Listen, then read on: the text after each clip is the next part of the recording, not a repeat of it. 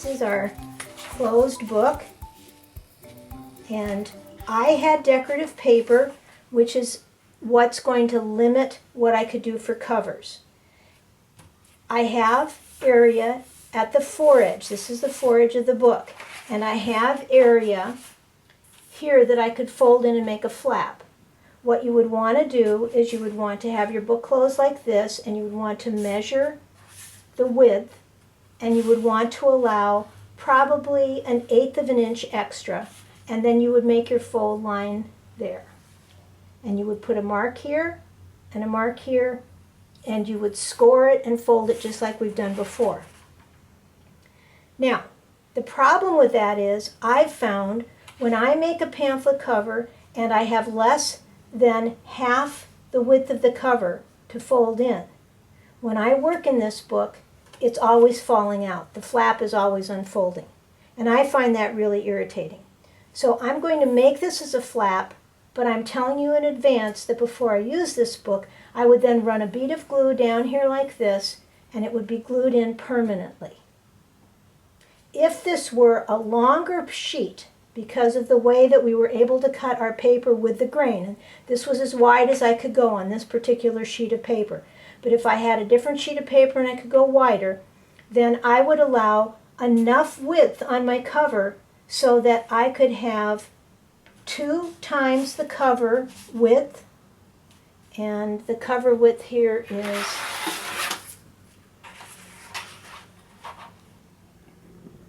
7 5/8 approximately. So 7 5/8 plus 7 5/8, and then I'd allow another 7 5/8, which would ensure that I would have a flap on the front and a flap on the back that would fold in.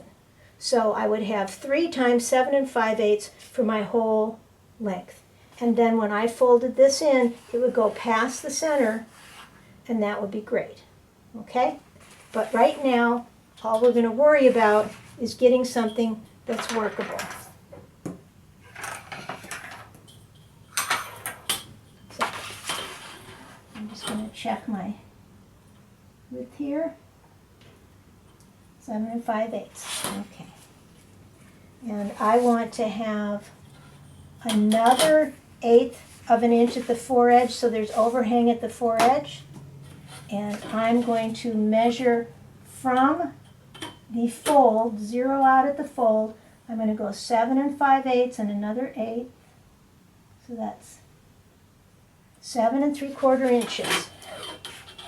And I'm going to do the same thing down here.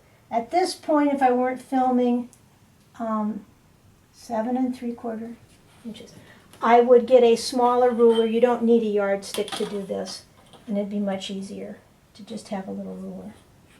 I'm going to line up these 2 tick marks. Push my bone folder up against that ruler edge. I'm going to restate that scoring fold. Not going to push up and over because that'll put a pleat, the thickness of my ruler, in my fold. I'm just going to push it up next to that. I'm going to remove my ruler. I'm going to press this down. And there we go. And again, this is not half of this cover width, so this when I work will just come out all the time.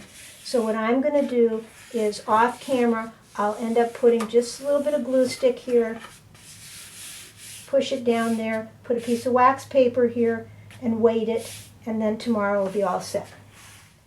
And now you'll see that this cover edge extends just a little bit beyond the decal of our paper, this torn edge for some sheets, just a little bit beyond that. That's what we want because it protects that. You could go a little further out if you want, maybe have 3/16, maybe have, you'll sort of see depending on the scale and size of things, but that's something that you can think about. Flip it over.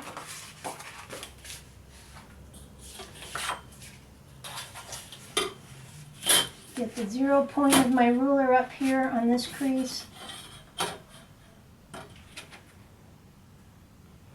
7 3/4.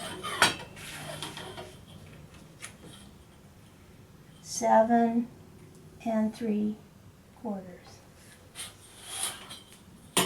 line those two up.